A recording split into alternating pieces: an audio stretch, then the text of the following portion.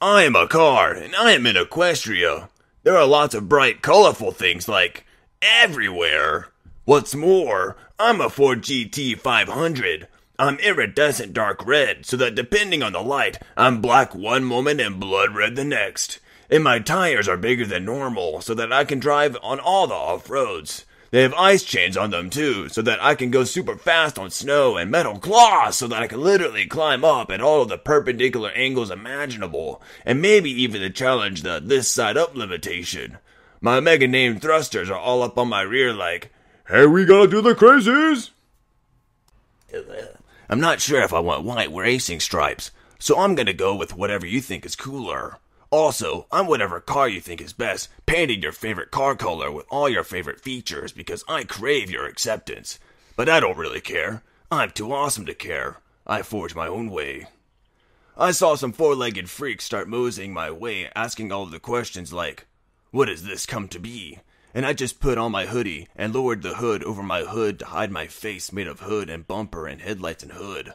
It hided my face in blackness, and they could only see my glowing yellow headlight eyes.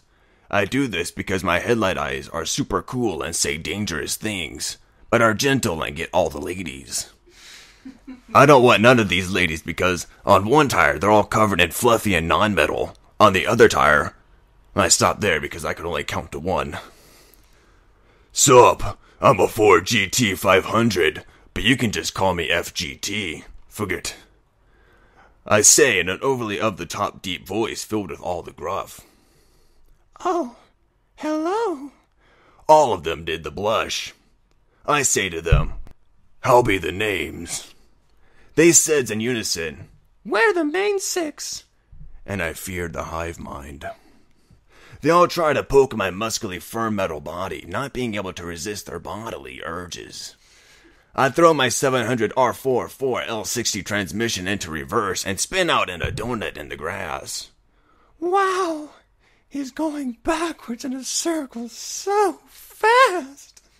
They all swooned. You ain't seen nothing yet. I pop open my gull-wing doors and blast my thrusters with an awesome reference playing from my 21 Ultimate Mass UL12 subwoofer speakers. To infinity and Fus Roda! I go into the stratosphere. The blue rainbow one tried to keep up, but I'm just too fast. Then there was a butterfly. The crystalline air breathed effortlessly under the gentle caress of the small insect's disproportioned wings. Its long silhouette black body glided through the air on its thin, translucent means of flight. Paradisical incense lovingly kissed the little one's antennae, promising saccharine delectation. Its minuscule tongue licked at the fragrance in the prospect of such delicious sustenance, and approached the origin of the luscious scent. An alabaster Leocanthema vulgare with a slight fuchsia temperance reached out for it, inveigling it with its solicity.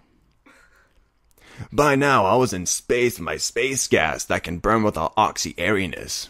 The stillness of space reminded me of that fateful starry night. I was an old, brown, rusty beetle, and my driver was drunk. We swerved this way and that way, and I was scared. So scared. I wanted to stop. I wanted to save us both, but I couldn't control myself. My driver had complete control over me. I cried with all the memories of my manufactured childhood. I'm sorry, Mother Robot Arm. Father Robot Arm. Forgive me. Out of nowhere, a tree lurched from the tree line and killed us both. That's how every chassis ends up in this Happy Meal place. They die. I had been longing for so long to find out who I really was and why I was here. Now I knew. I was a piece of doo-doo, but now I'm fender-bending fantastic. I says to the blue bird horse, I can have the flames are on my face. But she couldn't see my face because of my hoodie. My eagle-like headlights perceived a lone watermelon on a stick up 1,000,000 miles below me. I aimed down and concentrated all of my orange juice. Then I shout, "Now!" And my megalodon rocket thrusters burst me into awesome and throwed me at the earth at an alarming rate.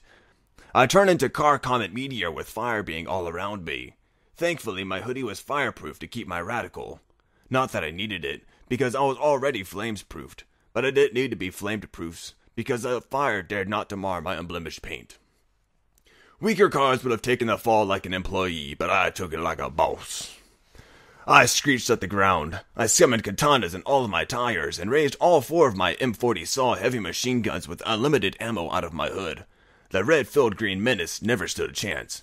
I opened fire, each bullet perfectly hitting their mark. Then, for the grand finale, I spin like a frisbee with my katana slashing wildly. I landed a few feet away from the doomed fruit, facing away.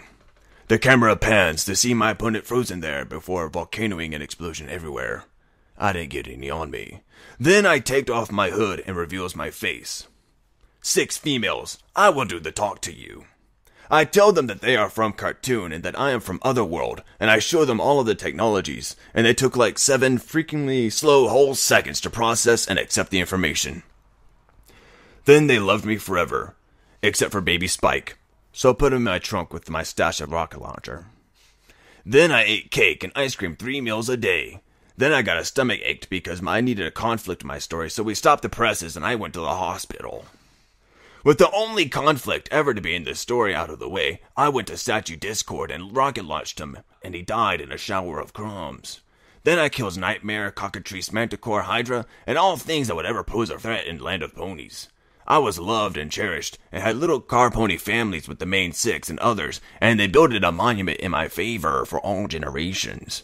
But it wasn't needed because I could live forever, and every chassis lived forever too, and we all enjoyed forever together forever.